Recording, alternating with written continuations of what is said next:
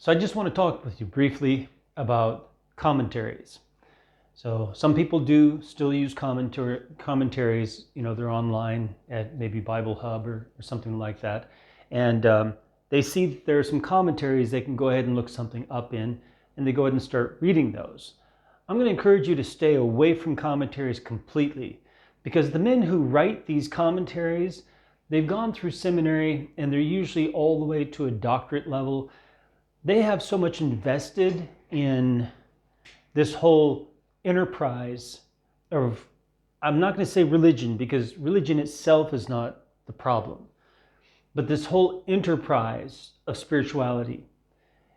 And it's not the religion or the spirituality that's the problem, it's the enterprise part. Okay? Remember that in 2 Peter 2:3, I keep drawing your attention to that for false teachers, because it says that by covetousness, because of covetousness, with feigned words, they will merchandise you.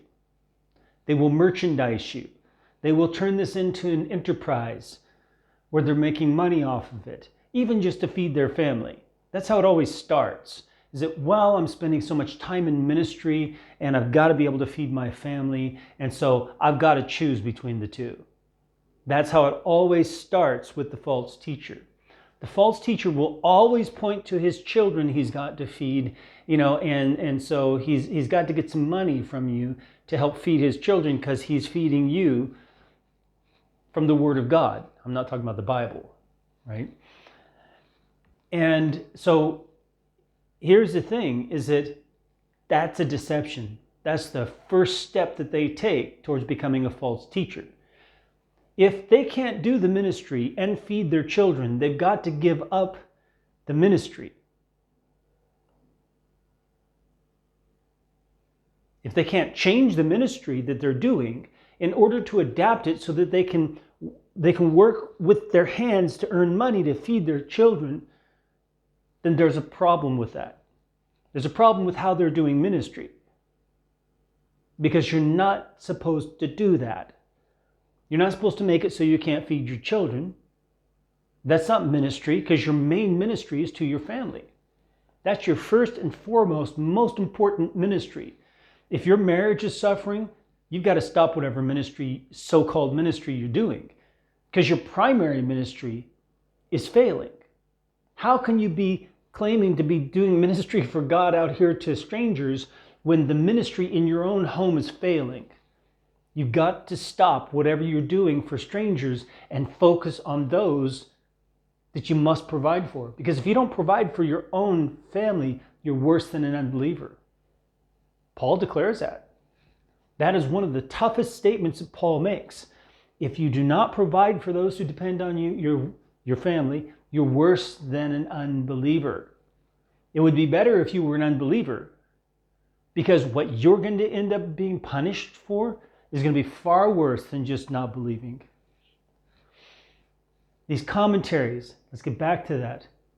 In these commentaries, they do not believe that the scriptures are the testimony of God. Now, we've talked about it not being the Word of God. That's absolutely clear. The Bible itself testifies to that it is not the Word of God.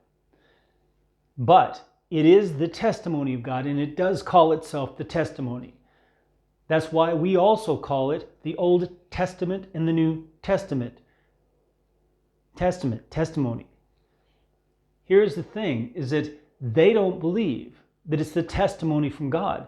And so they will look at it and they'll see something different than we do. They'll look at the text, they'll say, oh, well, let me see, that's my right hand? Okay. That's my right hand, that's my left hand. I think we can do it like this, okay?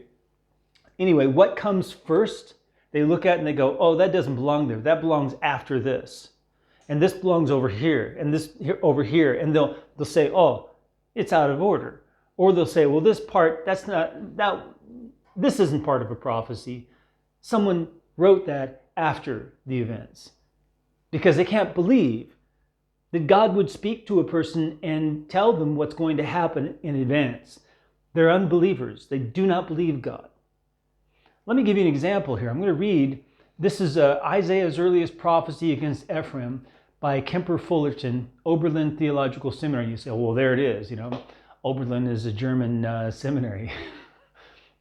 All right, listen, it's not only the Germans. I know that we Americans like to say the Germans are godless and they don't know God anymore, and et cetera, et cetera. No, we don't either. Well, I do, but Americans don't. Most of the churches do not preach God. They don't know Christ. They don't know God. They don't know what they're preaching or teaching. Listen, the problems connected with this criticism and interpretation of Isaiah's earliest prophecy against Ephraim in Isaiah 9, 7 through 20, are still in solution. Not sure what he means by that. These problems are three in number. One, is Isaiah 5, 25 and 26 through 30 the original conclusion of this prophecy? Well, how can it be when prophecy's 9? They're saying that over in chapter 5 is the original conclusion and that someone shifted it. Someone moved it around and played with it. Is Isaiah 10, 1 through 4 an original continuation of the prophecy, meaning that you should include 10 in the prophecy, that it was originally part of the prophecy? This idea of originally is what's sick about it, is that they're playing with the scriptures like there's some sort of toy. 3, like it's a riddle to be solved about what order it should be in. 3, is the prophecy mainly a historical retrospect, or is it exclusively predictive? In other words, they're saying, is the prophecy completely prophecy, or is the part where there are so many details it's unbelievable as a prophecy, is that really looking back after the fact? That's what he just said. And that's why he said it. Because he can't believe that there would be such detail in a prophecy that is so accurate.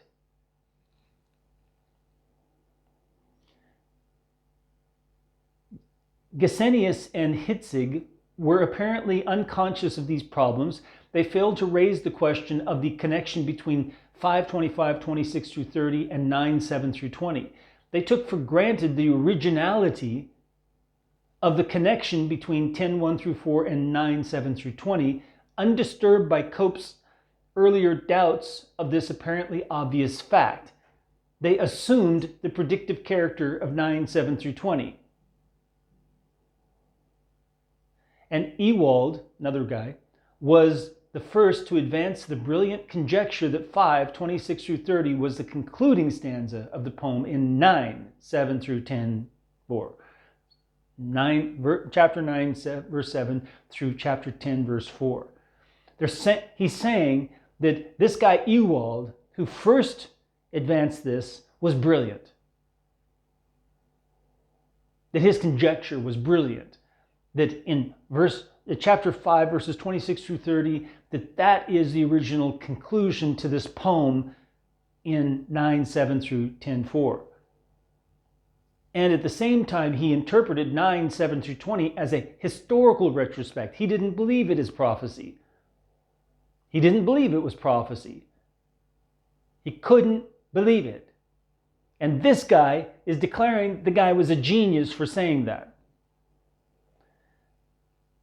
And you'll read this stuff and it will screw up your mind. Because you'll be looking at it going, maybe that's true. Oh, I can see it. It's a Mandela effect thing. Where it used to say something else, and now you're reading it, and because of their magic, through their words, really, I'm not joking, I'm not exaggerating, their magic through their words that they practice,